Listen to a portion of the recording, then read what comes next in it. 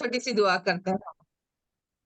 हमारे सर्वशक्तिमान जीवित परमेश्वर, फिर एक बार तेरे चरणों में आते शरणवाते धन्यवाद की बलि समर्पित करते हैं। प्रभु जी, हम सभी बहनों के जीवन में सुंदर सा अवसर प्रदान किया, विशेष करके मेरे लिए पिता परमेश्वर। जब मैं वचन को बताऊंगी तो पिता परमेश्वर तेरी पवित्र आत्मा का योग्य मार्गदर्शन दे, बुद्धि और ज्ञान से परिपूर्ण कर।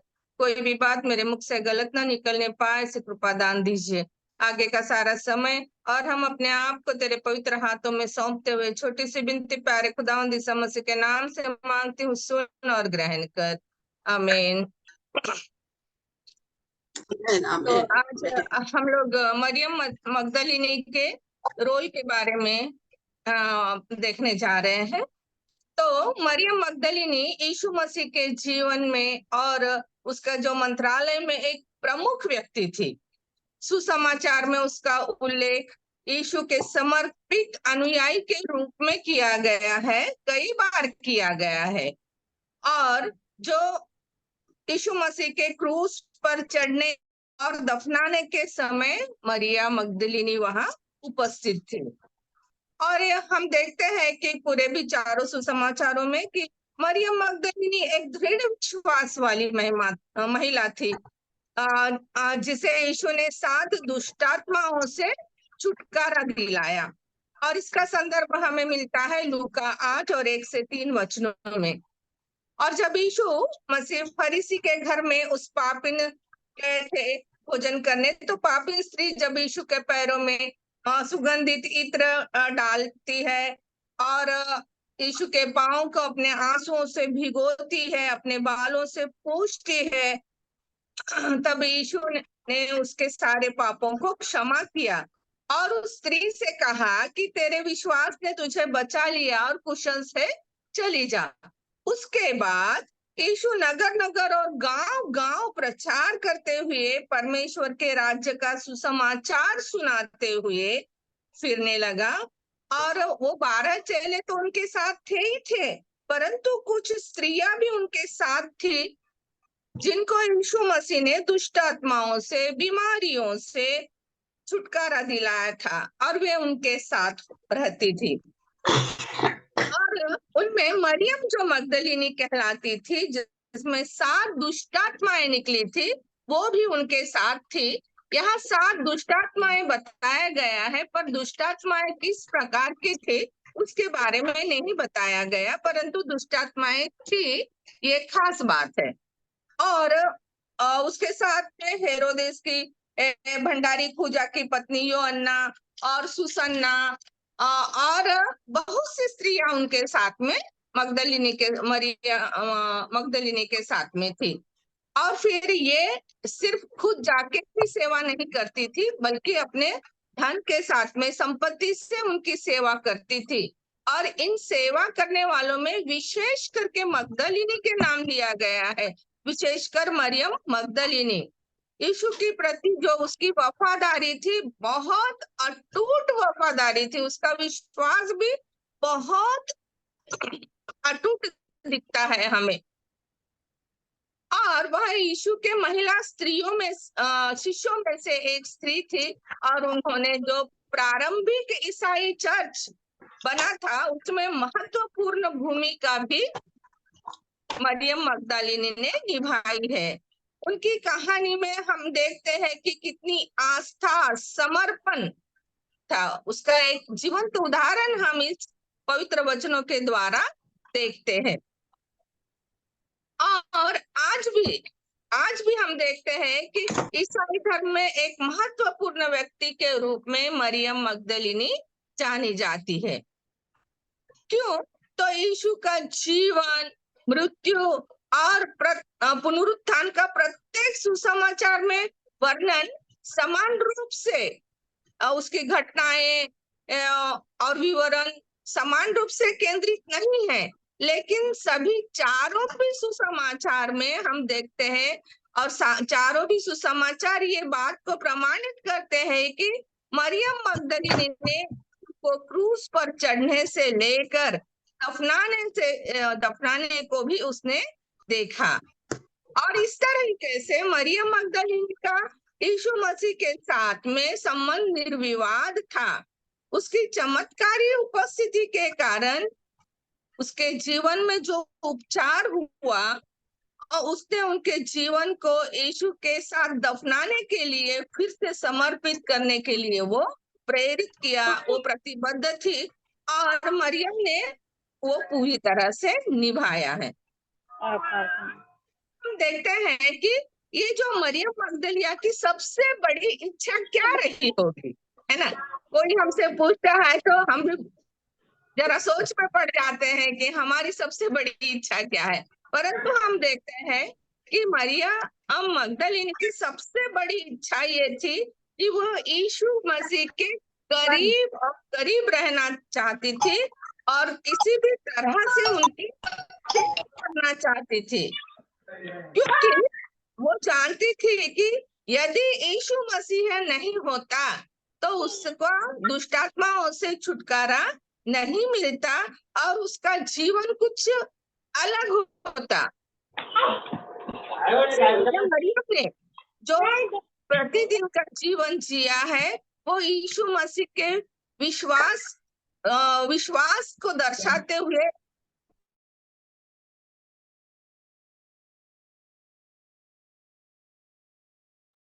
समाधान अनम्यूट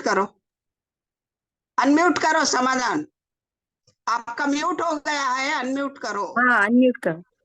किसने किया? हाँ कहाँ मैंने से? प्लीज कोई भी बीच में अनम्यूट न करे प्लीज, आप म्यूट पे रखिए, आप सभी से रिक्वेस्ट है। तो हम देखते हैं कि मरियम मगदलिनी की सबसे बड़ी इच्छा थी कि वो यीशु मसीह के करीब रहना चाहती थी, किसी भी तरह से उसकी सेवा टहल करना चाहती थी, क्योंकि वो जानती थी कि अगर यीशु मसीह नहीं होता तो उसका जीवन पूरा अंधकार में हो जाता, क्योंकि वो 7 शैतानों दुष्ट आत्माओं के बंधनों में बंधी हुई थी और उसने यीशु मसीह ने उसको चमत्कारिक रीति से उसको छुटकारा दिया। और फिर इसीलिए मरियम ने जो अपना रोज का जीवन किस प्रकार जिया, तो विश्वास में, यीशु के विश्वास में, दृढ़ विश्वास में उसने जिया है। और इससे हम सीखते हैं कि आज हमें भी मरियम मगदलिनी के तरह विश्वास में हमारा जीवन जीने का प्रयास करना चाहिए। और फिर मरियम मगदलिनी में ऐसी क्या खास बात थी कि यीशु ने इतनी असाधारण कहानी सुनाने के लिए उसे चुना? वास्तव में मरियम मगदलिनी कौन थी और यीशु मसीह के पुनरुत्थान के बाद क्या हुआ, इस बारे में भी हम थोड़ा सा देखेंगे। मरियम मगदलिनी गलील सागर के पश्चिम तट पर मछली पकड़ने वाले शहर मगदला की एक यहूदी महिला थी और वो मगदला से संबंधित थी, इसीलिए उसका क्या नाम से जाना गया कि मगदलिनी के नाम से जाना गया है ना। क्योंकि हमारे महाराष्ट्र में भी बहुत सारे सरनेम गांव को लेके रहते हैं। कोल्हापुर के रहने वाले कोल्हापुरे, नागपुर के नागपुरवार, नागपुरे, इस तरीके से सरनेम होते हैं। तो यहाँ पर भी हम देखते हैं कि मगदला की रहने वाली थी, इसीलिए उसका सरनेम जैसे मगदलिनी करके रखा, पहचान में आने लगी है। और हमने पहले ही देखा कि ये मगदलिया, ये मरियम दुष्ट आत्माओं से जकड़ी हुई थी। तो वो दुष्ट आत्माओं से जकड़े रहना कितनी परेशानी की बात होती है। अगर किसी ने ऐसे व्यक्ति को देखा होगा तो आप जान सकते हैं कि कितनी तकलीफ होती है, कितनी दुख यातना। एक तो शारीरिक रीति से भी यातना होती है,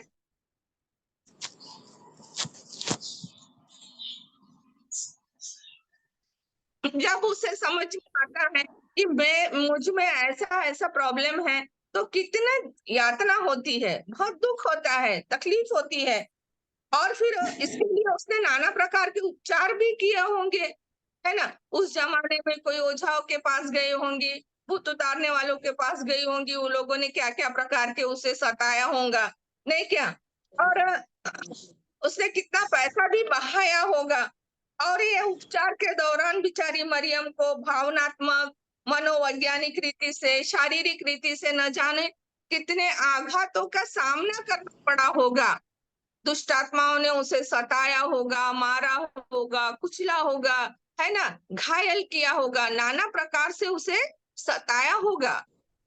हो सकता है मरियम ने अपना सारा नियंत्रण और गरिमा भी खो दिया होगा, है ना। और हम देखते हैं कि मरियम बहुत ही सुंदर महिला थी, साथ में धनी महिला भी थी। तो इस दुष्टात्माओं से जकड़े होने के दौरान में वो अपनी उसकी सुंदरता, उसका धन, ये दुष्टात्माओं से बचाने के कोई काम में नहीं आया, क्योंकि उसे 7 दुष्टात्माओं ने जकड़ रखा था। अब हम देखते हैं कि 7 ये एक रहस्यमय संख्या है, जो रहस्यमय होने के साथ साथ में पूर्णता का भी संकेत देती है, जिसका अर्थ है कि जब बुरी आत्माएं मरियम पर हावी होती होगी तो उसे बेहद बेहद पीड़ा हो गई होंगी और पीड़ा भयानक रही होगी। हम सिर्फ अनुमान लगा सकते हैं कि उस समय कैसा था। जब यीशु मसीह ने मरियम को देखा तो मरियम हताश, निराश, दुखी, और फिर अपने उसे जीवन में पूरा अंधकार ही अंधकार दिख रहा होगा। ऐसी अवस्था में यीशु मसीह ने उसको देखा और ये उसकी आत्मिक जो तकलीफ थी, वो तकलीफ को सिर्फ और सिर्फ यीशु मसीह ही देख सकते थे और वो जान सकते थे कि वास्तव में ये स्त्री कौन है। उसकी बदहाली की स्थिति की परवाह न करते हुए यीशु ने उसे पहचाना और फिर उन दुष्ट आत्माओं को आज्ञा दी कि उन्हें छोड़ने का आदेश दिया, उनमें से भगाया और फिर वो दुष्ट आत्माएं उसको छोड़कर चली गई। तो अगर हमारे साथ भी अगर ऐसा होता तो उस वक्त मरियम को कितनी खुशी हुई होगी, कितना उसने यीशु को धन्यवाद दिया होगा, कितने थैंक्स बोले होंगे, है ना। और अपनी कृतज्ञता किस प्रकार शब्दों से तो व्यक्त नहीं कर सकते, तो उसने अपना जीवन को ही यीशु के लिए समर्पित किया हुआ हमें यहाँ दिखता है। और फिर इस तरीके से मरियम का विश्वास यीशु में दृढ़ और दृढ़तर होता गया और वो उसमें बनी रही और ये विश्वास के द्वारा वो यीशु मसीह की मित्र बनी, शिष्य बनी और इस तरीके से मरियम ने पूरा जीवन यीशु के संग बिताया और यीशु में ही अपने जीवन को उसने आगे बढ़ाया। उसने न केवल कृतज्ञता व्यक्त करने के नहीं की, तो साथ ही साथ उसके सेवा कार्य में भी आगे बढ़ी। मुझे उन्होंने चंगाई दिया और मैं स्टॉप हो गई, धन्यवाद दिया, हो गया, चली गई, ऐसी नहीं थी, परंतु उसके संग में होली, अपना जीवन उसमें समर्पित कर दिया और उसके सेवा कार्य में भी आगे बढ़ने लगी। सेवा कार्य करते समय न जाने लोगों ने क्या कुछ नहीं कहा होगा, क्योंकि आज के परिवेश में भी हम ऐसी तरह की बातें देखते हैं कि जो सेवा कार्य में आगे बढ़ते हैं, बाहर के लोग छोड़ो, घर के अंदर के ही लोग पहले नाम धराई करना शुरू कर देते हैं। तो ये उस जमाने में जहाँ स्त्रियों को दुय्यम स्थान दिया जाता था, कितना नाम रखे होंगे, क्या क्या नहीं बोले होंगे, कोई कोई गलत गलत इल्जाम भी लगाया होगा, परंतु उसने उन बातों को ध्यान नहीं दिया, क्योंकि वो जानती है कि उसकी आत्मा शुद्ध, पवित्र और विश्वास में दृढ़ है, तो वो यीशु के साथ में आगे और आगे बढ़ती गई। अब हम देखते हैं थोड़ा कंफ्यूजन वाला चीज कि क्या मरियम मगदलिनी ने यीशु के चरणों में इत्र को उंडेला।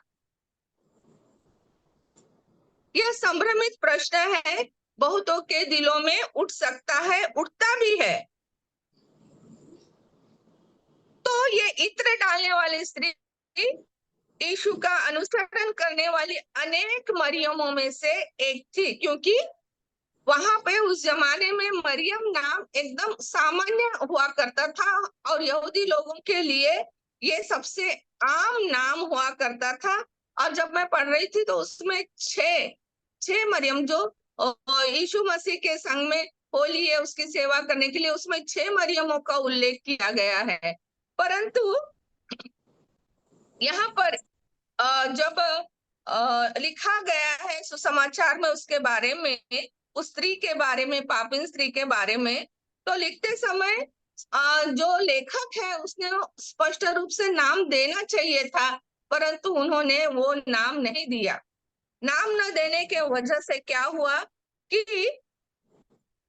कंफ्यूजन क्रिएट हुआ कि मरियम कि इसको किसने, कौन से स्त्री ने, कौन सी मरियम ने, जिसको पापिन कहा गया है, व्यभिचारिणी कहा गया है ना। तो इस ये सब स्पष्ट नहीं होता, परंतु कुछ इतिहासकारों का दावा है, इतिहासकारों का दावा है कि यह मरियम मगदलिया नहीं थी जिसने यीशु के पैरों में इत्र डाला था, बल्कि वो बेथनी की मरियम थी। इत्र डालने वाला वृत्तांत सभी सुसमाचार के पुस्तकों में दर्ज है, लेकिन उसमें मरियम मगदलिया का उल्लेख नहीं किया गया, किसी का भी नाम नहीं दिया गया। तो वो थोड़ा सा कंफ्यूजन है, परंतु इतिहासकारों ने खोज करके लिखा है कि वो मरियम मगदलिनी नहीं थी, बल्कि बेथानी की मरियम थी। फिर हम देखते हैं कि क्या मरियम मगदलिनी यीशु के मंत्रालय का हिस्सा थी, उसके राज्य के बढ़ोतरी के लिए वो सेवा कार्य में मदद कर रही थी। तो इसका संदर्भ हमें लूका 8:1-3 वचनों में हमने देखा है कि मरियम मगदलिया, हेरोदेस के घराने के प्रबंधक की चूजा की पत्नी योअन्ना, कई अन्य स्त्रियां अपने धन से उसकी सहायता कर रही थी।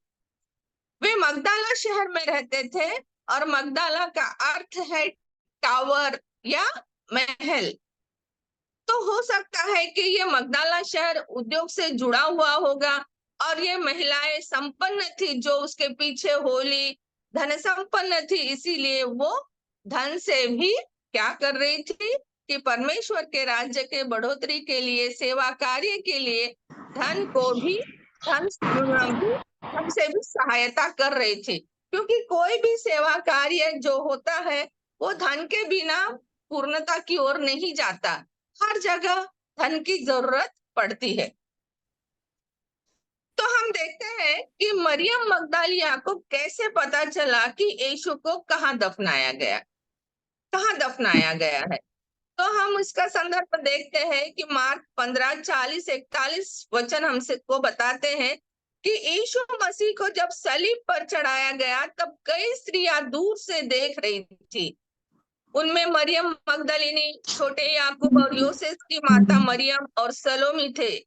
जब वह गलील में था तो वे उसके पीछे हो लेती थी और उसकी सेवा टहल किया करती थी, और अन्य बहुत सी स्त्रियां भी थी जो उसके साथ यरूशलेम में आई हुई थी। और हम देखते हैं कि बहुत सी स्त्रियां जो उसके साथ आई थी, वो भी वहां से जब सलीब पर उसको चढ़ाया जा रहा था, रास्ते में उसको यातनाएं दी जा रही थी, वो सब की वो आंखों देखा हाल की वो गवाह थी। और अभी यहाँ देखते हैं कि जब यीशु को सलीब पे चढ़ाया जा रहा था, या उसके पहले उसकी न्यायिक प्रणाली की प्रक्रिया हो रही थी, तो एक यूहन्ना तो उनके साथ अंत तक था, और इस्कारियोत तो उसने आत्महत्या कर लिया था, और बचे 10 शिष्य, और 10 शिष्य डर के मारे कि रोमी सैनिक हमको भी पकड़कर यातनाएं देंगे, या हो सकता हमें भी सलीब पे चढ़ाएंगे। पता नहीं किस प्रकार का डर उनके मन में समाया गया, तो वो सारे शिष्य उसको छोड़कर चली गई। परंतु हम देखते हैं कि ये जो महिलाएं उनके साथ में गई थी, वो उन्होंने उनका साथ नहीं छोड़ा। हो सकता है इसका कारण यह भी हो कि रोमी सैनिकों का उनको कोई डर नहीं था, या वे बड़ी साहसी थी, यीशु को छोड़कर, उनका दुख में तकलीफ में देखते हुए उनको छोड़कर नहीं जाना चाहती थी। क्योंकि महिलाएं होने की वजह से वो ज्यादा भावनिक रूप से जुड़ी हुई थी, आत्मिक रूप से जुड़ी हुई थी। और मरियम मगदलिनी तब तक वही रही जब तक यीशु के शरीर को क्रूस से नीचे नहीं उतारा गया और अरिमथिया के जोसेफ द्वारा यीशु को दफनाए जाने की गवाही देने के लिए उसके पीछे पीछे पीछे पीछे चली। पता नहीं कितना दूर में था होगा, कैसे उस वक्त में। अभी हम लोग वहां गए थे तो देखे कि सारे रास्ते बने हुए, परंतु तब उस जमाने में जब यीशु मसीह को सलीब पे चढ़ाया गया तो सब पहाड़ी इलाका रहा होगा, उबड़ खाबड़ रास्ते रहे होंगे, परंतु उन रास्तों की तकलीफों की परवाह न करते हुए वो उनके पीछे पीछे पीछे पीछे चली गई। और हम देखते हैं कि इसका संदर्भ हमें मत्ती 27:59 से लेके 61 वचनों में भी मिलता है कि यूसुफ ने यीशु का शव लिया, उसे उज्जवल चादर में लपेटा और उसे अपनी नई कब्र में रखा जो उसने चट्टान में खुदवाई थी, और कब्र के द्वारा वह बड़ा पत्थर लुढ़का कर चला गया। परंतु परंतु मरियम मगदलिनी और दूसरी मरियम वहां कब्र के सामने ही बैठी थी। शांत थी होंगी क्या वो दिल ही दिल में, या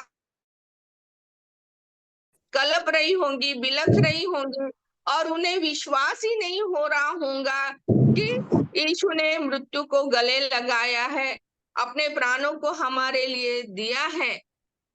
फिर अभी भी स्त्रियां होने की वजह से हम सब लोग जान सकते हैं कि उनके हृदय की, उनके मन की क्या हालत रही होगी। उस भयानक दुख के आघात में वे विस्मित थी और कैसे दिग्मूढ़ अवस्था से बाहर नहीं निकली, वही काफी देर तक बैठी रही। और इसके बावजूद भी मरियम मगदलिनी का ध्यान चारों ओर था। हम लोग किस रास्ते से आए, किस तरीके से आए, कहाँ से मुड़े, कैसे हुआ। मरियम वह सटीक स्थान जानती थी जहां पे यीशु को दफनाया गया। दुखी होने के बावजूद भी उसने चारों तरफ नजरें गड़ा के देखा, कानों और आंख खुली रखी उसने कि हम लोग, क्योंकि वहां भी वो अकेले है, से कैसे जाना है, कैसे आना है, ये सारी बातों को उसने ध्यान में रखा। और उसे रास्ता इतनी अच्छी तरह से पता था कि बाद में अंधेरे के दिनों में अपने कदमों का पता लगा सकती थी। मरियम अंधेरे में कब्र तक की यात्रा की, भले ही वो यरूशलेम से संबंधित नहीं थी, उस जगह को जानती नहीं थी, पहली बार ही देखा, परंतु उसकी दृढ़ इच्छा शक्ति ने उसे कब्र तक पहुंचाया। जब दूसरे दिन वो लोग सुगंधित द्रव्य लेकर वहां चले गए थे, तो इस तरीके से फिर तीसरे दिन यही मरियम मगदलिनी पुनरुत्थान की प्रथम साक्षी, यही मरियम मगदलिनी बनी। इसके बारे में हमें यूहन्ना बहुत अच्छी तरह से समझाते हैं। यूहन्ना के इंजील में हम लोग देखते हैं 20वें अध्याय में देखते हैं कि सप्ताह के पहले दिन मरियम मगदलिनी भोर को अंधेरा रहते ही कब्र पे आई। यहाँ पे इसका अकेली का नाम है, परंतु बाकी तीनों इसमें सभी का नाम है। जो हेरोदेस के घराने की चूजा की पत्नी योहन्ना, ये सभी लोगों का नाम है। सिर्फ यूहन्ना की इंजील में ही सिर्फ मरियम मगदलिनी का नाम लिखा है, परंतु वो सभी उनके साथ थे, क्योंकि वो सभी ने सुगंधित द्रव्य तैयार किया था लेपन करने के लिए। चाय दीदी ने भी हम लोगों को बताया था वो, है ना। और फिर वो वहां जाते हैं तो देखते हैं कि कब्र का पत्थर हटा हुआ था। फिर वो देखी, दौड़ी दौड़ी फिर शिमोन पतरस और दूसरे चेलों के पास जिसे और गए और उनको बताया कि देखो देखो देखो, और कब्र से वो लोगों ने चुरा लिया, वहां नहीं है, और हम नहीं जानते कि वो कहाँ रखा है। और पतरस और दूसरा चेला भी दौड़कर कब्र के तरफ आए, उनके साथ में वो भी दौड़ के फिर वापस आई। और देखते हैं उन्होंने फिर वो कब्र में झांक के देखा तो क्या देखते हैं कि कपड़े देखे हैं तो भीतर कोई नहीं गया, है ना। इस तरीके से देखते हैं कि उनका अंगोछा जो सिर में बंधा हुआ था कपड़ों के साथ पड़ा था, और सिर अलग जगह में लपेट के रखा हुआ था। और उनको भीतर जब देखे, दूसरे चेले ने कब्र से पहुंचे तो भीतर गए, देखे कि देखकर विश्वास किया कि नहीं, पवित्र शास्त्र की बात अब उनके समझ में आई कि उन्होंने जो कहा था कि मैं अपने शरीर मंदिर को तोड़कर तीसरे दिन फिर से खड़ा करूंगा, तब वो समझ पाए कि यीशु मसीह फिर से जीवित हो गए हैं। परंतु ये सब वापस चले गए दूसरों को बताने के लिए। परंतु हम देखते हैं कि ये मरियम मगदलीनी ऐसी थी कि जो उस कब्र के पास बाहर खड़ी रोते रोते कब्र की ओर झुक कर देख रही थी। फिर वहां देखते हैं कि दो स्वर्गदूत को उज्जवल कपड़ों पहने हुए वहां सिराना में और एक पैताना में बैठा देखा, जहां पे यीशु का शव रखा हुआ था। और फिर उन्होंने उनसे कहा, इनको देखा रोते बिलखते हुए, तो वो कहते हैं कि हे नारी, तू क्यों रोती है? फिर ये बोलती, उन्होंने मेरे प्रभु को उठा लिए गए और मैं नहीं जानती कि वो कहाँ रखा है। उनको सभी को यही लग रहा था कि यीशु के लोथ को चुरा ले गए और कहाँ रखे मुझे हमें नहीं मालूम है। यह कहकर वो पीछे मुड़ी और वो देखते क्या है तो कोई उसके पीछे खड़ा है, पर उसने नहीं पहचानी। और उस व्यक्ति ने उससे कहा कि हे नारी, तू क्यों रोती है, किसको ढूंढती है? और उसको माली समझकर बोलती है कि हे महाराज, यदि तूने उसे उठा लिया तो मुझे बता कि कहाँ रखा है और मैं उसे ले जाऊंगी।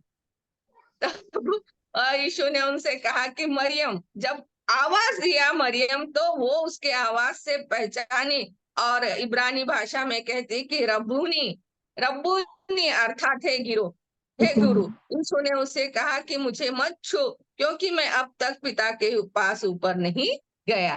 तो यीशु मसीह का जब पुनरुत्थान हुआ तो उसको जीवित अवस्था में देखने वाली पुनरुत्थान की पहली साक्षी भी कौन बनी? कि मरिया मगदलिनी ही बनी। फिर हम देखते हैं कि ये तो सब पुनरुत्थान के बाद में, फिर और पुनरुत्थान के बाद मरियम मगदलिनी का क्या हुआ, उसका क्या हुआ? तो हम ऐसा सभी के मन में प्रश्न उठता, जो पढ़ने वाले हैं रेगुलर और जो उसमें से खोजते रहते हैं कि क्या हो। तो मरियम मगदलिनी यीशु मसीह के पुनरुत्थान समाचार की बताने वाली पहली महिला थी। और इसका हम जब मरकुस में देखते हैं तो 16वां अध्याय 1 से 7 पद में भी हम देखते हैं कि किस तरीके से कि वो लोग सारी स्त्रियां वगैरह, मगदलिनी, याकूब की माता मरियम, सलोमनी, सब सुगंधित वस्तुएं लेके गए। और फिर सुबह सुबह भोर को ही गए। अगर मरियम मगदलिनी अगर वो रास्ता ध्यान में नहीं रखती तो वो अंधेरे में कैसे वो लोग उस रास्ते को खोज सकते? आज तो हम लोग थोड़ी दूर में भी जाना है तो हम लोगों को गूगल देखना पड़ता। गूगल के पहले हर एक को हम पता पूछते जाते थे, 10 लोग 10 प्रकार का पता बताते थे। परंतु उसने अपने दिमाग में वो सारा गूगल फिट कर लिया, रास्ते में किधर से कहाँ जाना है ताकि हम कब्र तक पहुंच सके। और फिर जाते जाते वो लोग आपस में बात भी कर रहे होंगे, इतना बड़ा कब्र के ऊपर में पत्थर लुढ़का हुआ है तो उसको हम लोग कैसे उठाएंगे रे, कैसे जाके ढकेलेंगे और सब सुगंधी द्रव्य उसको लगाएंगे। ये बातों का भी वो लोग चर्चा कर रहे होंगे, उस बातों का भी एक उनके मन में चिंता रही होगी। पर जब वो जाकर देखते हैं तो फिर क्या देखा कि कब्र का पत्थर लुढ़का हुआ था, जो बड़ा था। और फिर जब भीतर जाकर उन्होंने एक जवान को श्वेत वस्त्र पहने एक दाहिने को बैठे देखा तो वो चकित रह गई।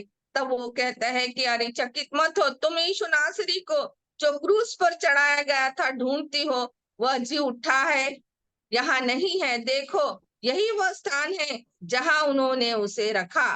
परंतु तुम जाओ और उसके चेलों और पतरस से कहो कि तुमसे पहले गलील को जाएगा, जैसा उसने तुमसे कहा था, तुम वहां उसे देखोगे। परंतु देखो, चेलों को बाद में दिखा मिला, वो बात की स्टोरी है। परंतु यहाँ सबसे पहले हम देखते हैं कि पुनरुत्थान में के पहले साक्षी मरियम मगदलिनी ही बनी है। और मरियम मगदलिनी अपने जीवन में मसीह के पुनरुत्थान के बारे में बताने के लिए उसकी बुलाहट को, उसके खिंचाव को महसूस करने वाली पहली महिला बन गई। उस युग में हम देखते हैं कि महिलाओं को गवाही देने के लिए नहीं बुलाया जाता था, और उनकी जो बातें हैं ऐतिहासिक रूप से दर्ज करने की कोई घटना को विश्वास योग्य नहीं मानते थे, है ना। हमारे देश में भी उस वक्त में यही स्थिति थी, हर देश में वही स्थिति थी उस समय में कि स्त्रियों को दुय्यम दर्जा दिया जाता था, उनकी कोई बातें माना नहीं जाता था। यीशु मसीह के पुनरुत्थान और स्वर्गारोहण के बाद कई शिष्यों ने और प्रेरितों ने धर्म का प्रचार का जीवन जिया। कई लोगों ने ईसाई धर्म की प्रारंभिक स्थापना के लिए शहीद हुए। फिर मरियम मगदलिनी के बारे में क्या है ना, यीशु मसीह के बारे में उसकी गवाही, उसकी मजबूत गवाही निस्संदेह दूसरों के विश्वास को मजबूत करने के लिए रखी गई थी।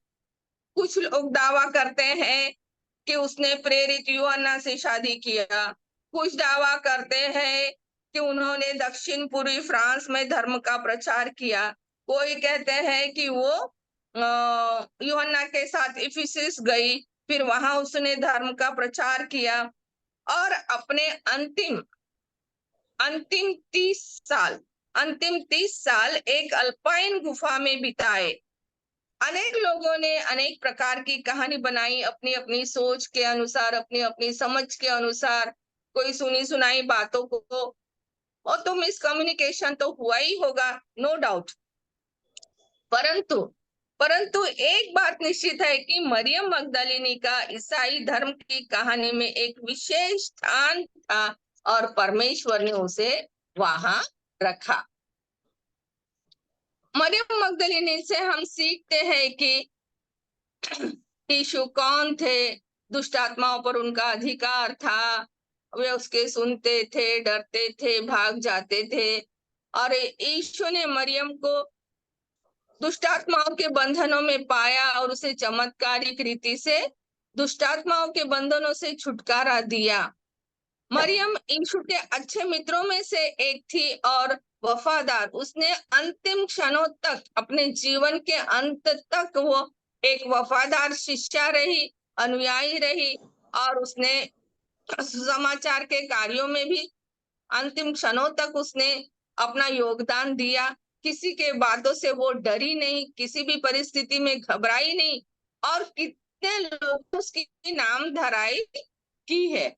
अगर हम बाद में देखते हैं कि वो क्या क्या पिक्चरों में कितना कितना गलत रीति से उसको इंटरप्रेट किया है, उसका गलत रीति से दिखाया है, उन बातों से हमको कोई लेना देना नहीं, क्योंकि जिसके दिल में जैसा रहता है वैसा लोगों को दिखता है। पीलिया जिसको होता है तो सारी दुनिया उसको पीली पीली ही दिखती है, और इसी तरह से कितनी बातें उसको सुनाई गई होंगी, परंतु उसने ध्यान नहीं दिया, अपने विश्वास में दृढ़ रही और सेवा कार्य में अंतिम क्षणों तक उसने योगदान दिया।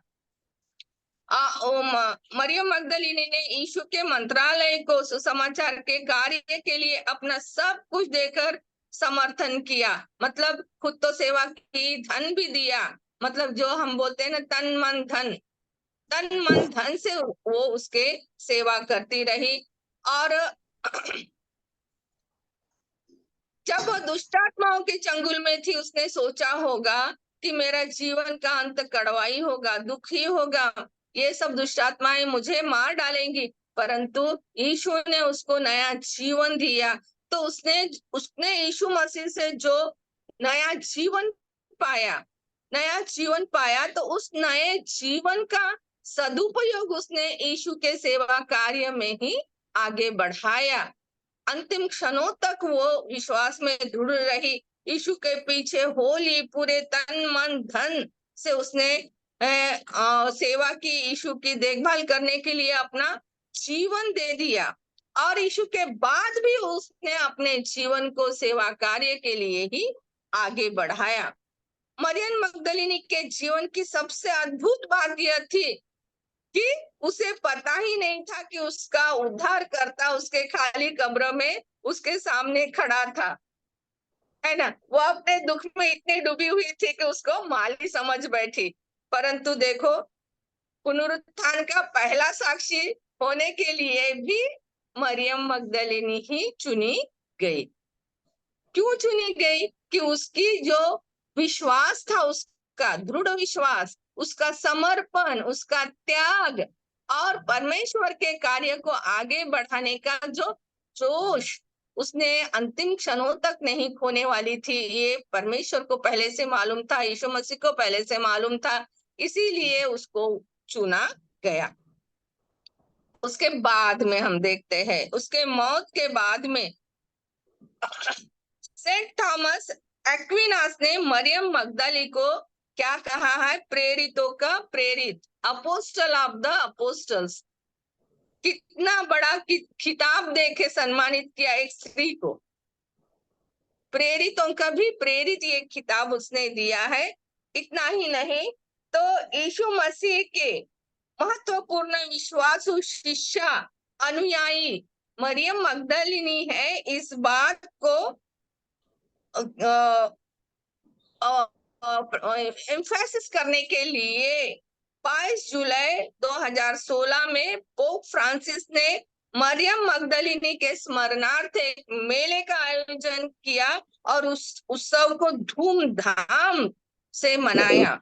यह बात कितनी गौरवशाली है कि मरियम मगदलिनी को, क्योंकि ये सारी बातें हमको नहीं मालूम थी, तो सब वो सर्च करने से ही, हमको पढ़ते रहने से ही पता चलता कि बाद में क्या हुआ, लोगों ने क्या रिसर्च किया, इतिहासकारों ने क्या लिखा है, कि उनके सम्मान को क्या हुआ है। हम लोग क्या करे हैं, किससे पढ़ लिए, आगे बढ़ते गए, पढ़ते गए, आगे बढ़ते गए। परंतु मरियम मगदलिनी से हम सीखते हैं कि किस तरीके से जब हम परमेश्वर हमें नया जीवन देता है, तो वो जीवन का सदुपयोग हम अंतिम क्षणों तक उसके सुवार्ता प्रसार के कार्य के लिए जितना भी हो सकता है, क्योंकि हर एक को तो उस कार्य के लिए नहीं चुनते। हर एक को, जैसे शरीर का हर एक प्रकार का अंग का अलग अलग कार्य और सब मिलके एक बनता है, वैसी तरह हर एक बंदे को अलग अलग कार्य के लिए चुना गया है।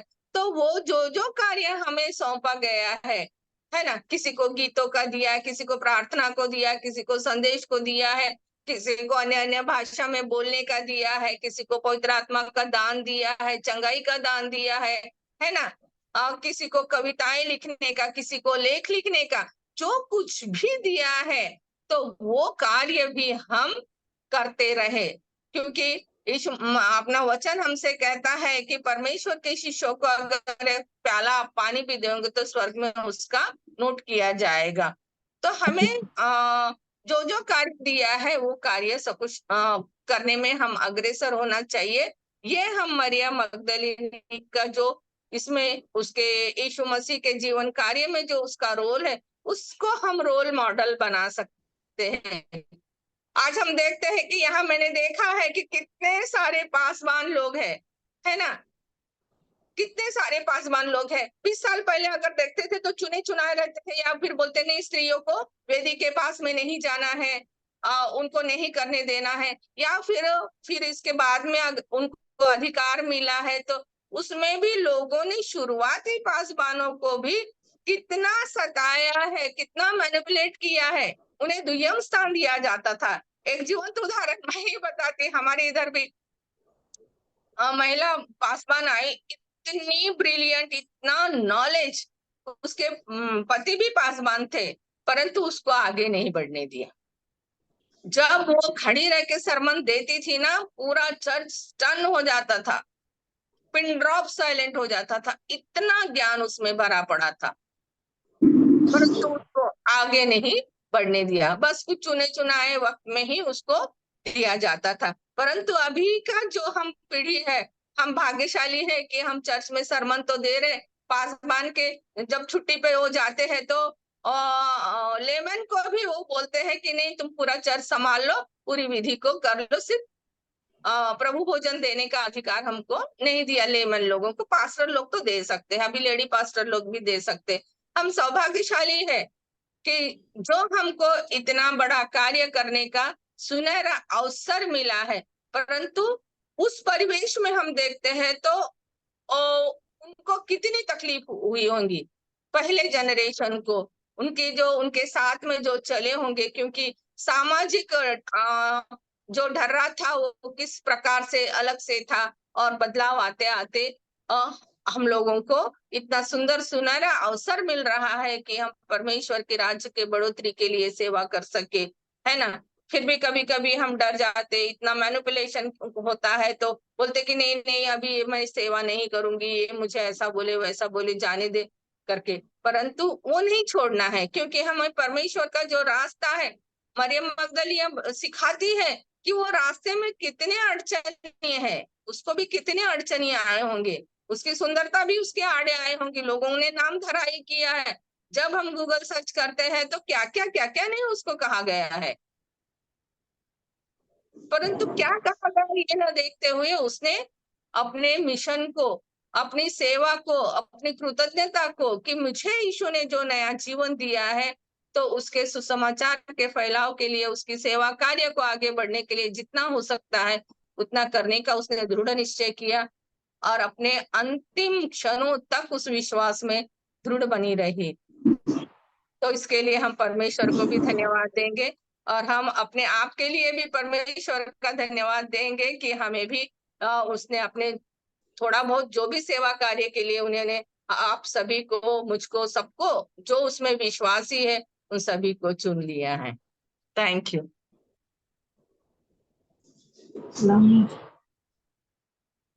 Thank you aunty, thank you so much, God bless you.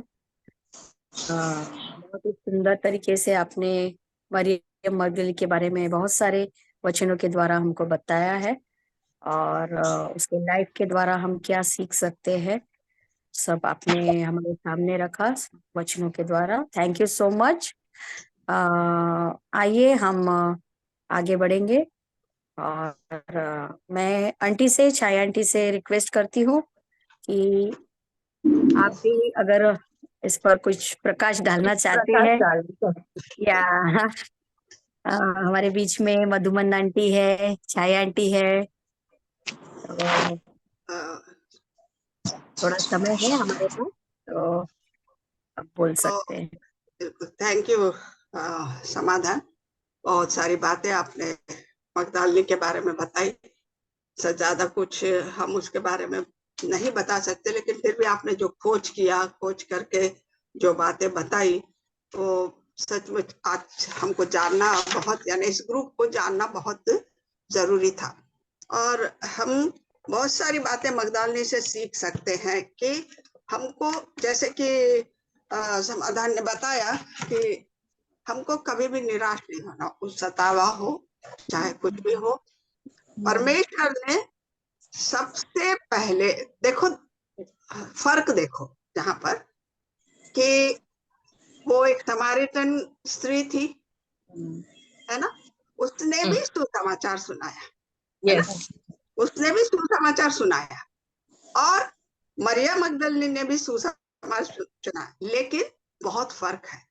वहां उसने समारिटन जो स्त्री थी, सामरी स्त्री जो थी, उसने परमेश्वर के ने कितने अच्छे से उसको समझाया, और किस तरह परमेश्वर का राज्य नजदीक है, और परमेश्वर के लिए हमको पश्चाताप करना है, परमेश्वर के लिए हमको ये कार्य करना, इन बातों का स्त्री ने बताया। लेकिन मरियम मगदलिनी ने हमको गुड न्यूज, शुभ समाचार सुनाया। सुसमाचार, शुभ समाचार, फर्क समझ रहे हैं आप? दोनों भी स्त्रियां थी, सॉरी, सामरी स्त्री ने भी सुसमाचार सुनाया परमेश्वर के राज्य के बारे में। मरियम मगदलिनी ने शुभ समाचार सुनाया, जिसका आधार ही हमारी मसीहत है। यस, इसका आधार, मसीहत का आधार है कि परमेश्वर हमारे लिए मारे गए, कूटे गए, सूली पर चढ़ाए गए, गाड़े गए, तीसरे दिन उठ गए। ये हमारे मसीहत का फाउंडेशन है, बेस है, बुनियाद है। तो हमारी बुनियाद को सुनाने वाली कौन थी? मरियम मगदली। तो वो फर्क है, दोनों भी सुसमाचारक थे, दोनों भी महिला। तो वो भी सुसमाचार सुनाया उसने, सारा समारी गांव मसीहत में सारा मसीह आ गया। लेकिन इसने जो सुसमाचार सुनाया उसने सारे जग को हिला दिया, सारे जग को उसने वहां पर हिला दिया। ये वहां पर फर्क है। तो मैंने बहुत अच्छे से इसने बताया कि हमको परमेश्वर में जब हम होते हैं तो परमेश्वर किस तरीके से हमको कीचड़ में से निकाल के कमल का फूल बना देता है ना, जैसे कि मरियम मगदली का। एक बात यहाँ पर मैं आप लोग को बताना चाहूंगी जो बहुत कम हम उसके ओर ध्यान देते हैं, कि मरियम मगदली में से यीशु मसीह ने कितने दुष्ट आत्मा निकाले? 7 दुष्ट आत्मा निकाले। और यीशु मसीह, अगर हम पढ़ते हैं मत्ती की पुस्तक 12 वचन देख लेना आप, मत्ती की पुस्तक 12 है, उसके अंदर लिखा हुआ है कि जब दुष्ट आत्माएं निकल जाती है तो वो घर साफ हो जाता, झाड़ के पोंछ के साफ किया रहता। मत्ती का समाचार उसके 12 अध्याय में है वो। तो वहां पर घर एकदम साफ है, अब धुला पूछा साफ सुथरा है। अब उसके अंदर कुछ सामान नहीं है, खाली एम्प्टी है, खाली पड़ा है। तो ये जो दुष्ट आत्मा निकल गई थी वो क्या करती? अपने लिए आत्मा ढूंढती, ढूंढ ढूंढ के वापस आके अपने साथ और 7 दुष्ट आत्माओं को लाके वो घर में बस जाती। हमको मालूम नहीं कि मगदली के साथ क्या हुआ था, बाइबल में बताया गया नहीं है। लेकिन जब मैं ये वचन पढ़ रही थी तो सडनली मेरे को ऐसा लगा कि क्यों पर्टिकुलरली मगदली के में से 7 दुष्ट आत्मा निकाली गई, 7। वहां पर आके मैं अटक गई, 7। तो हो सकता है कि अगर हम मगदलना शहर का अगर हिस्ट्री पढ़े, अभी यानी बहुत साल पहले उसका इवैक्यूएशन यानी क्या बोलते पुरातन उत्खनन जब हम करें एग्जैक्यूएशन, तो उस समय वहां पर बहुत सारे पुराने सिनेगॉग यानी जो उनका आराधनालय थे, वहां पर वो मगदला शहर में आराधनालय के पत्थर निकले गए। और वहां पर एक पत्थर ऐसा मिला जिसके अंदर वो जेरूशलेम के टेम्पल की और वो मिनरवा जो 7 दीपों वाला मिनरवा है, वो मिनरवा का भी खुदाई किया हुआ वो पत्थर पे मिला। वो पुरातन विभाग में वहां पर मगदला में रखा हुआ है। तो इसको जानते हुए हम देखते हैं कि वहां पर बहुत अमीर था, वो मगदला शहर बहुत अमीर था। आज भी वहां पर हार्बर जो बोलते हैं हम, बंदरगाह, नाव के जाने की जगह जहाँ ठहराई जाती है, बंदरगाह हार्बर बोलते हैं इंग्लिश में, तो वहां पर वो बंदरगाह है आज भी। तो वो हिसाब से मगदलना शहर बहुत अमीर था। और उसी मगदला शहर की रहने वाली मरियम मगदली थी, इसीलिए वो भी अमीर होगी। और अगर हम और भी खोज करते हैं तो देखो, जहाँ धन दौलत ऐश्वर्य और क्या बोलते हैं सो बहुत सारी चीजों का वहां पर हमें मिलती है, वहां बुराइयां भी उतनी ही होती है ना। जितनी संपन्नता उतनी बुराई।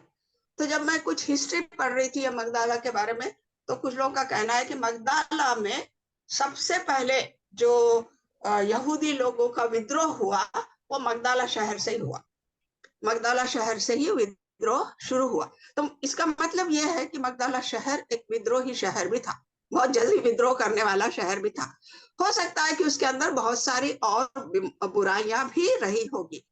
और मरियम मेरी मगदली को डिफेम यानी उसको जो बदनाम किया गया उस समय, वो इसी कारण किया गया कि वो एक बहुत अमीर शहर से थी।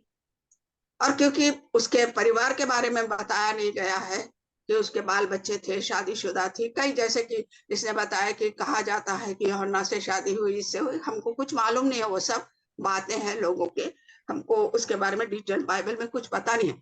लेकिन मगदलना शहर जितना प्रसिद्ध था उतना बदनाम भी था उसके कार्यों के कारण। उसके अंदर सारी गंदगियां भी फैली हुई थी। और हो सकता कि ये एक महिला थी और जब उस शहर से आई तो लोग उसको, कुछ लोगों ने उसको व्यभिचारी बोला, कुछ लोगों ने उसको पापी भी बोला। हो भी सकती है, हम नहीं बोल के डिनाई नहीं कर सकते। सिर्फ एक ही बात हमको ध्यान रखना है कि परमेश्वर पापियों को भी क्षमा करके अपने झुंड में जोड़ता है। Yes. वो सबसे महत्वपूर्ण बात है। वो पापी रही होगी, व्यभिचारी रही होगी, चाहे जो भी रही होगी, बाइबल सिर्फ बताता कि उसमें से 7 दुष्ट आत्माएं निकाले। और दुष्ट आत्माएं किसी भक्ति रहने वाले इंसान पे तो आता नहीं। ये भी सोचने की बात है कि दुष्ट आत्मा उसमें क्यों आई। उसमें कुछ ना कुछ तो पाप का गुण होगा। तो जहां पर पाप होता है या जहां पर बुराई होती है, पाप नहीं कहेंगे हम, बुराई होती है, वहां पर दुष्ट आत्मा को हम जगह देते हैं कि आजा भाई, हम इनवाइट करते हैं, आजा भाई हमारे साथ में तू भी काम कर, है ना। तो हो सकता, नहीं तो एक जो संत है या जो सिनागॉग में जाने वाला व्यक्ति है, भक्ति में रहने वाला व्यक्ति है, तो उसके बाद दुष्ट आत्मा आने का उतना आसान नहीं है। तो उसमें एक नहीं 7 दुष्ट आत्माएं थी, है ना। जो भी होगा, जो भी कारण होगा, हमको उसका डिटेल नहीं मालूम है, तो हम उस पर डिस्कशन नहीं करेंगे। हम सिर्फ एक ही बात देखेंगे कि वो 7 आत्माओं से, दुष्ट आत्माओं से पीड़ित थी, बुरी भी थी, पापी भी होगी, जो भी होगी, परमेश्वर ने उसको माफ किया। क्योंकि हर जगह हम देखते हैं कि परमेश्वर ने एक ही बात कही कि जा, तेरे पाप क्षमा हुए, फिर पाप मत कर। जा, तेरे पाप क्षमा हुए, फिर बुराई मत कर। 12 साल के रक्त प्रवाह की उसको भी बोला, तेरे विश्वास ने तुझे चंगा किया, जा। हाँ, और हर जगह, चाहे वो महिला हो पुरुष हो, परमेश्वर ने एक ही बात कही, जा, फिर से गलती मत कर, फिर से पाप मत कर। मरिया ने उस बात को पकड़ लिया, पकड़ के फिर कभी वो पलट के गलत रास्ते पे नहीं गई। और उसके बाद कभी लिखा नहीं गया कि मरिया पे फिर से दुष्ट आत्मा आई, फिर नहीं आई। जो भागे उसके पास से हमेशा के लिए भाग गए, उसने अपना जीवन समर्पित किया। वो शिक्षा हमको यहाँ पर लेनी है कि परमेश्वर ने महिलाओं को भी वही दर्जा दिया जो कि उसने अपने चेलों को दिया था। तो आज भी अगर हम महिला हैं तो हमको निराश होने की जरूरत नहीं है, क्योंकि परमेश्वर हमसे उतना ही प्यार करता है जितना एक पुरुष से प्यार करता है। जो अधिकार उसने सुसमाचार सुनाने का पुरुष को दिया, तो वो अधिकार हमको भी उसने दिया। इसलिए आज हम देखते हैं कि हमारे पास महिला पासवान, हम देखते हैं एक महिला पासवान को हर अधिकार आज दिया गया है। वो मृत्यु का भी सेरेमनी कर सकती है, और क्या बोलते शादी भी लगा सकती है, वो बपतिस्मा भी कर सकती है, और वो क्या बोलते सो प्रभु भोज भी दे सकती है। परमेश्वर ने एक पासवान होने के नाते, एक विश्वासी होने के नाते उसे दिया।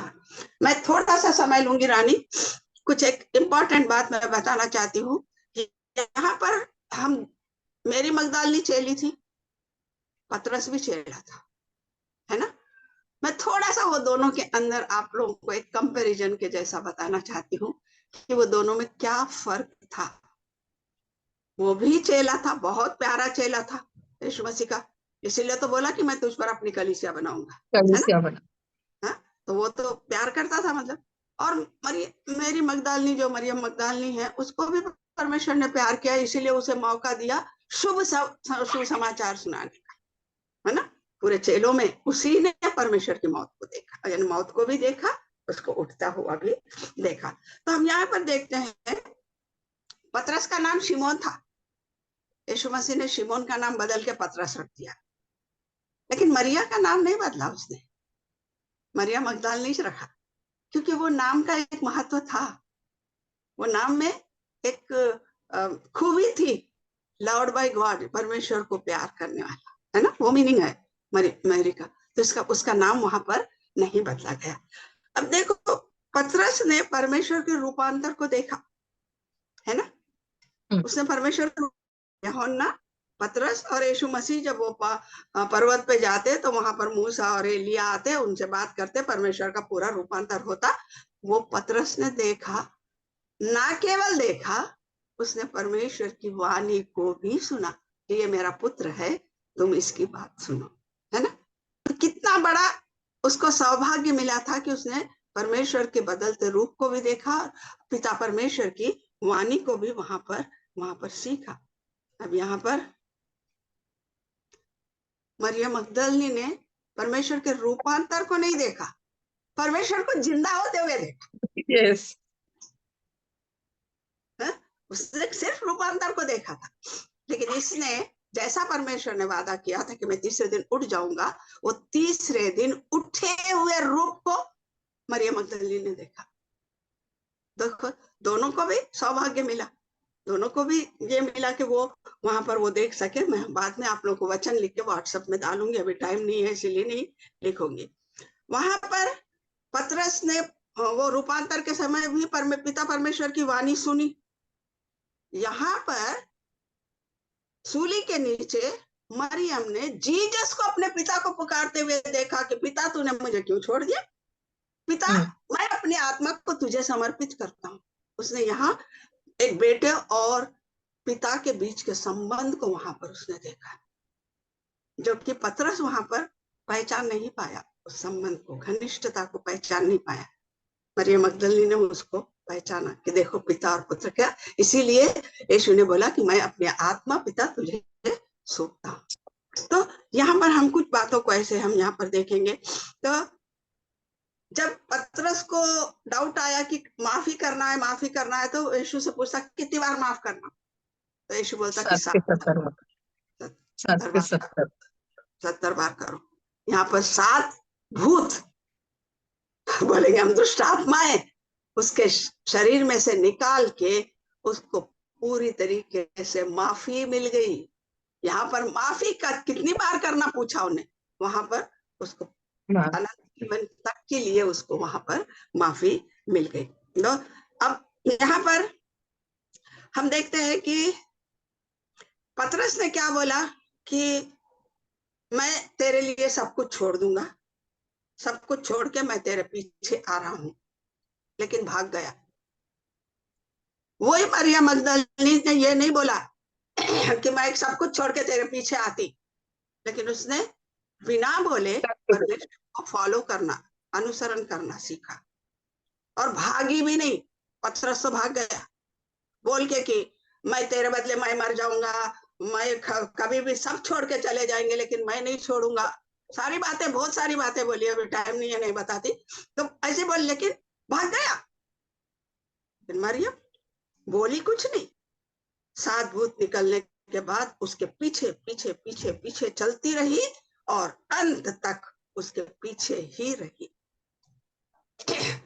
उसने परमेश्वर का रूपांतर देखा, लेकिन क्रूसिफिकेशन नहीं देखा, परमेश्वर की यातना को नहीं देखा। लेकिन मरियम ने यीशु मसीह की उस दर्दनाक मौत को अपनी आंखों से देखा और उसको पूरी तरीके से उसके अंदर जो भी कुछ थोड़ा बचा होगा वो भी पिघल गया और उसका निर्णय संपूर्ण समर्पण पर आ गया।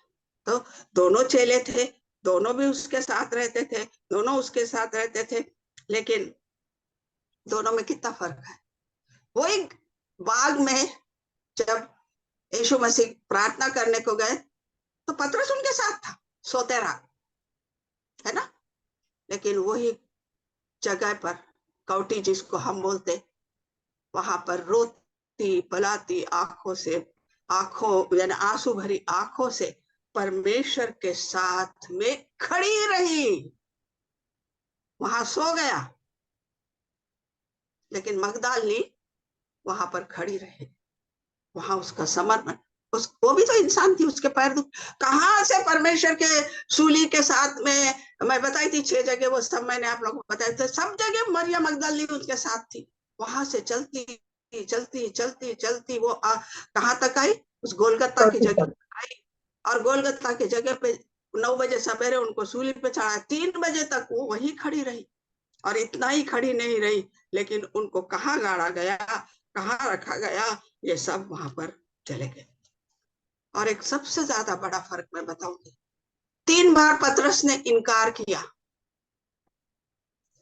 लेकिन मरियम मगदलिनी ने पूरे चेलों को जाके शुभ समाचार सुनाया कि परमेश्वर जी उठे हैं, मैंने उन्हें देखा है। उसने इनकार किया। इसने उनके जी उठने का सुसमाचार सारे चेलों को सुनाया। इनकार नहीं किया, डरी नहीं वो, रोमी सिपाहियों से नहीं डरी। सवेरे सवेरे उठ के भागती हुई गई। उसको ये नहीं डर लगा कि वहां पर रोमी सिपाही होंगे, कहीं मुझे ना मार दे। फिर भी अपना सारा वो जो शवालेपन का जो भी सामग्री रहती वो लेके वहां भागती भागती वहां चलेगी। तो डर नहीं लगा। और इन्हें 3 बार तो इनकार किया, बाद में रोया, सब करा, लेकिन छुप गया। ये छुपी नहीं, भागते हुए वहां तक चले गई वहां पर। तो यहाँ पर क्या है देखो कि पत्रस ने अनजान अन्य जातियों जो कि मसीह पर विश्वास नहीं करते थे उनके सामने इनकार किया। बहुत कितनी, मैं मसीह हूं और मैं एक अन्य जाति के सामने जाती हूँ और बोलती कि मैं मसीह नहीं हूं, तो हमने यीशु मसीह को इनकार किया। तो हमको ये बातें भी ध्यान में रखना। जबकि उसने इनकार नहीं किया, निडरता से वो उनके साथ में वहां पर रह गए। तो ये कुछ बातें हैं जो मैं आप लोग को बताती थी। पत्रस ने जब सुसमाचार जाके उसने सुनाई कि जी उठे हैं, कब्र खाली है, तो पत्रस आया, देखा, चले गया। मरिया वहीं खड़े बैठे रही, रोती पलाती हुई, मेरे मसीह को कहाँ ले गए, जब तक कि वो गार्डनर, जिसको उसने गार्डनर समझा, जब तक कि उसको यीशु मसीह का दर्शन नहीं हुआ, वो खाली खबर को छोड़ के भागी नहीं, वहीं बैठ के रोते रही। और वही उसके मन का समर्पण परमेश्वर ने देखा और उसको वहां पर उन्होंने दर्शन दिए। अगर पीटर रहता, पतरस रहता, तो शायद उसको भी दर्शन हो जाते थे, लेकिन उसने तो जैसे ही खाली कब्र देखी भाग गया छुपने के लिए कि अब क्या होगा। लोग सोचेंगे, पता नहीं क्या सोचा होगा। मैं सोचती कि वो ये सोचा होगा कि अब रोमी सिपाही आके तू ही चोर के ले गया उनकी कब्र, बल्कि कहीं मेरे को पकड़ के ना ले जाए, बल्कि डर के मारे भाग गया होगा। लेकिन ये मरियम मगदलीनी उन बातों से डरी नहीं, वहीं बैठी रही। बैठ के उसने क्या किया, उसने रोते हुए मेरे प्रभु को कहाँ ले गए, कहाँ रखे, मैं कैसा खोजूं, किधर जाऊं, क्या करूं। पता नहीं उसके दिल में क्या क्या विचार उस समय आए होंगे। जब तक कि यीशु मसीह ने उससे पूछा कि नारी तू क्यों रोती है, तब भी पहचानी नहीं उसने। हमारे को समाधान ने बताया बहुत अच्छे से। तो देखो, वो भी चेला था, उसका सौभाग्य देखो, ये भी चेली बनी, इसका सौभाग्य। स्त्री, ये स्त्री थी, वो पुरुष था। तो हमको इससे ताकत मिलती है कि परमेश्वर ने एक स्त्री को भी उतना ही निडर बनाया है। चेले भाग गए लेकिन वो नहीं भागी, स्त्री होने के बावजूद भी नहीं भागी। आज हम स्त्री है, हमको भी मगदलीनी से सीखना है कि अगर कल हमारे ऊपर सताव आएगा, आएगा जरूर, क्योंकि ये भविष्यवाणी है अंतिम समय की कि सताव में से हमको गुजरना है। तो आज हमको अपने आप को तैयार करना है कि क्या हम खाली कब्र को देख के पतरस की तरह भाग जाएंगे, या उसी खाली कब्र के सामने बैठ के परमेश्वर उद्धार के दर्शन को हम पाएंगे। ये बात हमको मगदलीनी से सीखनी है कि हम निडर होना है, हर सतावे में से हमको बाहर निकलना है। आने का क्या करेंगे, एक कौन है, प्लीज म्यूट करो। सुरेश मालव करके है, प्लीज आप म्यूट पे रखिए।